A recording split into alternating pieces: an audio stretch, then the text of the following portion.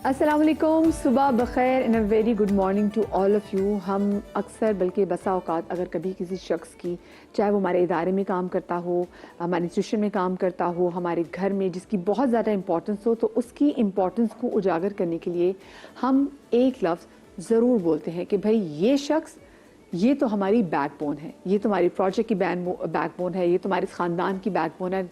And why we say that, क्योंकि जो backbone है एक तरीके से देखा जाए तो उसने आपकी पूरी बॉडी का वेट उठा के रखा होता है। मैं एक रिसर्च पढ़ रही थी और वो रिसर्च थी पाकिस्तान के हवाले से कि पाकिस्तान में कौन से ऐसे शहर के लोगों में सबसे ज़्यादा बैकबोन की तकलीफ़ पाई जाती है। तो आप लोग शायद इस रिसर्च का जवाब सुन के ज़्यादा हैरत ज़दा नहीं होंगे, क्योंकि जिसका जवाब था, जो सर फहरिस्त जो शहर था, वो था कराची। वाई कराची? कराची में सड़कें इतनी टूट फूट का शिकार हैं। अगर आप कराची के किसी पॉश इलाके के वाले से बात भी करें तो वहाँ पे भी आप देखेंगी कि जो सड़कें हैं वहाँ पे इवन नहीं है। और सबसे ज़्यादा पता कौन मुतासर होता है? मेरा वो भाई जो कि बाइक चला रहा होता है। वो मेरा भाई जो बाइक चला रहा होता है और उसके पीछे जो उसकी फैमिली बैठी होती है, वो भी इससे बहुत ज़्यादा मुतासर होती है। इतना इन सड़कों का, इस इंफ्रास्ट्रक्चर का, इस डिटेरियोरेटिंग इंफ्रास्ट्रक्चर का किरदार है हमारी बैकबोन में। फिर जो दूसरे नंबर पे था वो गिलगित बल्तिस्तान के लोग थे। और मैंने अक्सर लोगों को देखा कि वाकई with the passage of time उनकी कमर काफ़ी झुक जाती है, वो ऐसे बहुत झुक झुक के चलने लग जाते हैं। और ऐसे बहुत सारे गांव देहात के लोग आप देखते होंगे कि जहाँ पे जो सड़कें हैं वो इवन नहीं है।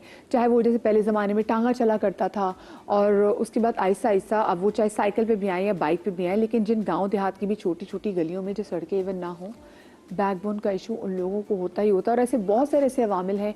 फिर वो शहर जहाँ पर हम हमारे वो भाई जिनके बैठ के, यानी कि सॉफ्टवेयर इंजीनियर्स जो हैं, जिनका मुसलसल बैठ के काम करना है, मुसलसल वो बैठ के, उनको भी बैकबोन के इश्यूज बहुत ज़्यादा होते हैं। तो एक जगह देखा जाए तो अंडर डेवलप्ड शहर, और वो जो ओवर डेवलप्ड, जिनको मैं शायद कहूँ कि जिन पे जहाँ के लोग इतने सहल पसंद भी हो गए हैं, जहाँ के लोगों का सिर्फ आराम से काम है कि वो बैठ के काम करते हैं, वो लोग भी इस चीज़ का शिकार होते हैं। और यकीन माने, जो लोग अपनी बैक की पेन की दर्द में मुब्तला होते हैं ना, वो कहते हैं भाई हमसे हमारा सब कुछ ले लो लेकिन हमारी कमर ठीक कर दो। इतनी तकलीफ होती है ये पीछे की कमर की, ये जो है ना यहाँ की तकलीफ। और ज़रा हमें इस शो में गुफ्तगू करने के लिए मौजूद हैं डॉक्टर अकबर जलील ज़ुबैरी साहब, जो कि स्पाइनल एक्सपर्ट हैं, आगा खान यूनिवर्सिटी एंड हॉस्पिटल से इनका ताल्लुक है। डॉक्टर उसामा बिन ज़िया ऑर्थोपेडिक सर्जन है, लियाकत नेशनल हॉस्पिटल से हमारे साथ मौजूद हैं। अक्सा मेमन फिजियोथेरेपिस्ट है, हमारे साथ मौजूद है। और साथ में हमारे साथ मोहम्मद बिलाल भाई मौजूद हैं, जो कि हिजामा एक्सपर्ट हैं। आप तमाम तर मोअज़्ज़िज़ नाज़रीन को मैं अपने शो में खुशामदीद कहना चाहूँगी। और सबसे पहले डॉक्टर साहब, ये सवाल ही पूछना चाहूँगी कि हमारे जिस्म में जितने भी मसाइल हैं, उनमें से जो रीढ़ की हड्डी, जो स्पाइनल कॉर्ड का मसला है, वो कितना हावी इन सब पे? जी अस्सलाम वालेकुम, thank you for having us on this show. अच्छा देखिए, ये एक चीज़ से मैं स्टार्ट करना चाहूँगा, बेसिक बात जो है ना, कि सारे जो एनिमल्स हैं या जितनी हैवानात नबातात सब हैं, उसमें इंसान एक वाहिद है जिसकी कमर जो है अल्लाह मियाँ ने ऐसे कर्व बनाई है। जो लंबर स्पाइन है उसकी कर्व उल्टी है, लॉर्डोसिस जो होती है, ये बहुत डिफरेंट है। और इरेक्ट पोस्चर में कोई और जानवर इस तरह नहीं चलता। जो बनमानस वगैरह भी चलते हैं उनकी कमर झुकी हुई होती है। तो ये एक इंसान की यूनिक अल्लाह ने तख्लीक की है, और उसी वजह से हमारी बैक जो है, बिल्कुल, और उसी की वजह से ये बैक जो है, जो कि सब चीज़ों से बहुत डिफरेंट है, तो यही सब इसका फोकस है। सेकंड वजह जो है डेफिनेटली वो यही है कि ये आपका वो स्ट्रक्चर है जो सारी बॉडी को सपोर्ट करता है, और किसी वक्त भी इसको रेस्ट नहीं मिलता। आप देखें ना, खड़े हुए भी इस पे लोड है, बैठे हुए भी लोड है, रात को सोते हुए करवट लेने में हर वक्त इसके ऊपर लोड है। तो ये एक ऐसी चीज़ है जो हर वक्त आपका लोड ले रही है। तो इस वजह से डेफिनेटली ये मरकज़ बन जाती है सारे मसाइल का, और इसके ऊपर हर वक्त लोड रहता है। और तीसरी चीज़ जो है वो ये है कि इसको हम न्यूरल एक्सेस कहते हैं, ये उसका भी पार्ट है कि जो स्ट्रेस और बॉडी की जो जहनी प्रॉब्लम्स के साथ भी जो होता है, सर दर्द, गर्दन दर्द, कमर दर्द, ये उसके साथ भी रिलेटेड है। यानी it is not just physical, हाँ, कि सिर्फ फिजिकल लोड नहीं है कि इसके ऊपर सिर्फ मुशक्कत का वजन पड़ा, जो जहनी लोड है वो भी इसके ऊपर आता है, कि ये सारा जो है न्यूरल एक्सेस का पार्ट है। तो इवन स्ट्रेस, टेंशन, परेशानी से भी बैक में स्पैज़म, गर्दन में स्पैज़म होना, ये भी एक चीज़ है। तो इस वजह से हर चीज़ आके इन दी एंड इसी के ऊपर आती है, इस वजह से इसकी एक ऐसी इंपॉर्टेंस और कॉमन प्रॉब्लम है। डॉक्टर साहब मैंने देखा है कि चले बड़े बुजुर्ग तो अब ये कहना कि हाँ जी मेरी कमर में दर्द है, मेरे मोहरों में जो है मेरे मोहरे हिल गए। मैं आजकल देखती हूँ डॉक्टर साहब बच्चे भी शिकायत कर रहे हैं बैक पेन की। बच्चों में बैक पेन का एकदम से मसला कैसे आ गया? Because of the posture. देखिए बिल्कुल जैसे डॉक्टर अकबर ने इन चीज़ों को हाईलाइट किया, तो अब जैसे अडल्ट एज ग्रुप के अंदर जो है ये प्रॉब्लम्स हैं, तो यही एज ग्रुप जो है अब अगर डाइवर्स हम चाहें बच्चों के अंदर तो ये प्रॉब्लम्स उनके अंदर भी देखने को आते हैं। देखिए ये चीज़ें मल्टी फैक्टोरियल होते हैं, बहुत सारी इसकी वजूहत होती हैं। अब जैसे स्कूल गोइंग किड्स हैं, उनके हैवी बैग्स हैं, ठीक है, वो स्पाइन पे बहुत ज़्यादा स्ट्रेस डालते हैं। और दूसरे लैक ऑफ फिजिकल एक्टिविटीज़ जो आजकल बच्चों में देखने को मिल रही है वो भी इसकी कॉज हो सकती है। बाकी जो है ग़िज़ा का प्रॉपर ना होना, डेयरी प्रोडक्ट्स का इंटेक ना होना, दूध का जो है इस्तेमाल सही ना होना और दूध का सही तरीके से ना मिलना बच्चों को, ये भी एक वजह होती है कि उनके कमर के इश्यूज़ जो हैं वो बढ़ते जा रहे हैं। नरम मुलायम हड्डी ज़्यादा दबती है बनिस्बत एक मजबूत हड्डी के, और फिजिकल एक्टिविटी ना होने की वजह से जो कमर के अतराफ़ के पट्टे हैं वो प्रॉपर्ली तौर पे जो है बिल्डअप अगर नहीं हो तो स्पाइन पे ज़्यादा स्ट्रेस पड़ता है, तो उसकी वजह से भी जो है वो स्पाइन के मसल्स पर गिव अप कर जाते हैं और फिर इस तरह से जो है वो मैकेनिकल इश्यूज़ जो है बच्चों की बैक में भी जैसे कि बड़ों में देखने को मिल रहे हैं, अब इसी डाइवर्स एज ग्रुप के अंदर भी बच्चों में भी सेम इसी तरह से देखने को मिल रहे हैं। क्योंकि डॉक्टर साहब ये भी हुआ था कि हमने देखा था कि पेशावर में भी, खैबर पख्तूनख्वा में भी, इस्लामाबाद में इस हवाले से बात हुई थी कि जो बच्चों का जो वेट है उससे 10% आप उसका बैक का वेट हो सकता है, इससे ज़्यादा नहीं हो सकता। लेकिन हम बाकी देखते हैं कि बच्चों के वेट से मतलब ऑलमोस्ट 30% उनके वेट का वो इतना बड़ा जो बैग उन्हें बस्ता लटकाया होता है। आपने ये बात की तो मुझे, लेकिन हमारे टाइम में भी तो खैर अब तो स्कूल में बुक्स पे इतने ज़्यादा नहीं होता, लेकिन बैग पूरा भरा होता था लोडेड। तो अक्सर हम आते थे, सबसे पहले तो अम्मी बेचारियाँ कंधे दबाने लग जाती थी कि इतना से शोल्डर जो है वो इतना शोल्डर पे इसका बोझ था बच्चे का। मुझे पता है हमारे पोस्चर का कितना लेन देन है इसमें अक्सर? बहुत ज़्यादा पोस्चर का होता है। जैसे कि पोस्चर पहली बात कोई भी बुरा या सही नहीं होता, ठीक है। हम अगर कोई भी पोस्चर है हम उसको गुड और बैड नहीं बोल सकते। कोई भी ऐसा पोस्चर जो अगर सही भी है, अगर मैं इरेक्ट भी बैठी हुई हूँ लेकिन अगर मैं इसको सस्टेन मेंटेन रखती हूँ तो ये भी बैड बन जाएगा, ठीक है। Spine doesn't like static postures, spine likes moving. तो हम ये अपने पेशेंट्स को इनकरेज करते हैं कि आप एटलीस्ट आधा घंटा या पौने घंटे में अपनी पोजीशन को चेंज करते रहा करें। अगर आपका बहुत ज़्यादा बैठने का काम है, जैसे डेस्क वर्क के हमारे पास बहुत सारे लोग आते हैं कि हमारी डेस्क जॉब है, हम सिर्फ बैठे रहते हैं, तो बैठे बैठे बंदा यूँ स्लाउच हो जाता है। स्लाउच होने के बाद वो थोड़ा सा यूँ लीन करने लगते हैं, तो लीन करने के बाद फिर वो टेलबोन तक भी प्रॉब्लम्स हो जाती हैं। कॉक्सीडाइनिया जिसको हम बोलते हैं, टेलबोन का पेन होता है, वो स्लाउच होने की वजह से आपकी अपर बैक में, आपकी लोअर बैक में बहुत ज़्यादा दर्द होने लगता है। तो हम उनको बोलते हैं कि आप थोड़ी देर, बेशक 30 सेकंड्स के लिए उठ के थोड़ा सा राउंड लगा के फिर आगे बैठ जाएं, या आप थोड़ी देर खड़ी हो जाएं 1 मिनट के लिए फिर बैठ जाएं, या बहुत ज़्यादा खड़े होने का काम है तो एक चेयर रख लें, आधा 1 मिनट आप वहाँ पे बैठ जाएं, उसके बाद आप उठ के अपने हर आधे पौने घंटे में आपने वो पोजीशन चेंज करते रहनी है। क्योंकि स्टैटिक पोस्चर जिसका भी होगा, कोई भी होगा, स्लीपिंग भी है, अगर आप सीधा लेटे हुए तो भी आपकी कमर में दुखन होने लगती है। तो इसीलिए फिर आप लॉग रोलिंग कर लेते हैं, राइट साइड थक जाते हैं, फिर हम लेफ्ट साइड पे, तो इसका बहुत ज़्यादा रोल होता है इस चीज़ में। आपके पास जो आते हैं बिलाल भी, ज़्यादातर लोग वो जब अपनी बैक का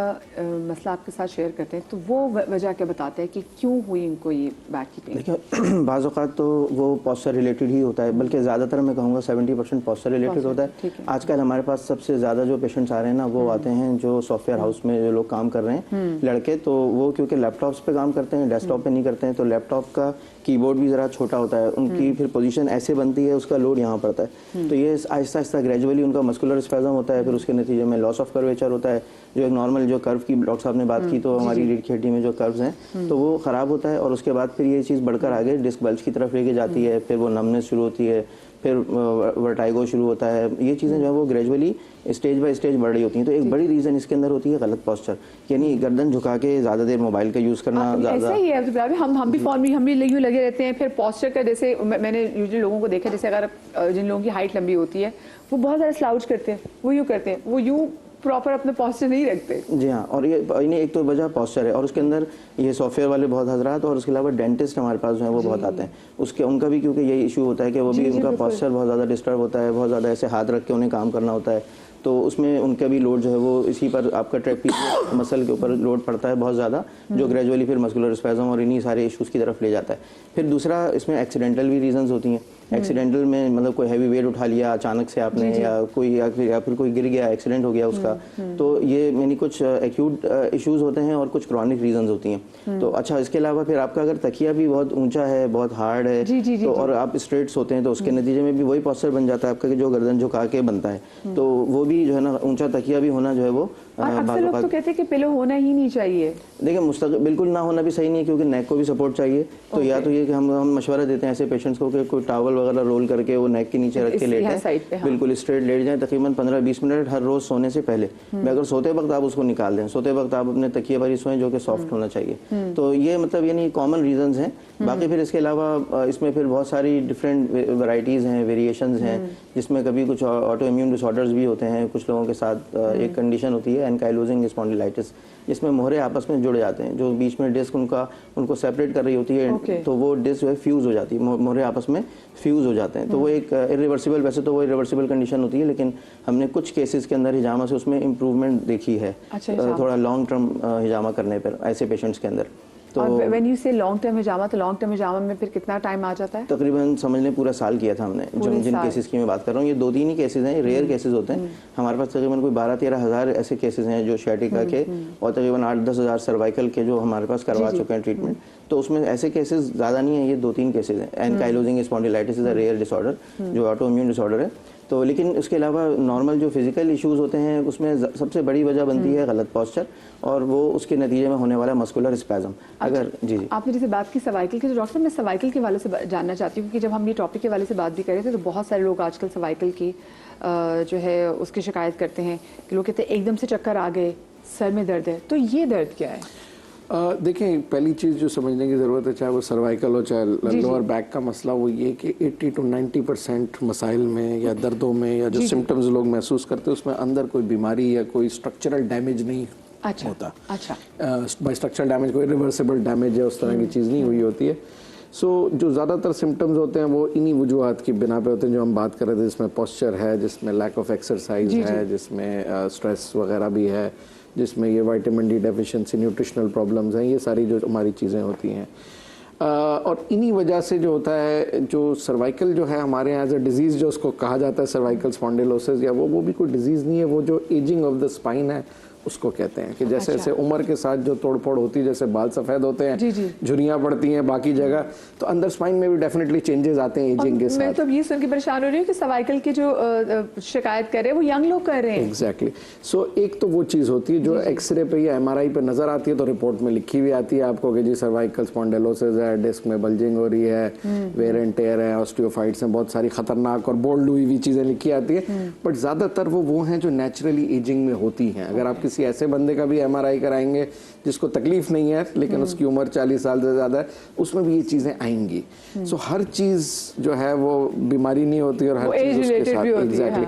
सो ज़्यादातर ये जो मसले हो रहे हैं वो यही फैक्टर्स हैं जो हमने अभी डिस्कस किए कि हमारे यहाँ एक्सरसाइज का कोई वो नहीं है, तो मसल्स हमारे जो हैं वो उनको आदत ही नहीं होती लोड लेने की, फिर एक ही पोजीशन में हम लोग लगे रहते हैं और वो पोजीशंस भी बहुत अच्छी नहीं होती, कंफर्टेबल नहीं होती बॉडी के लिए।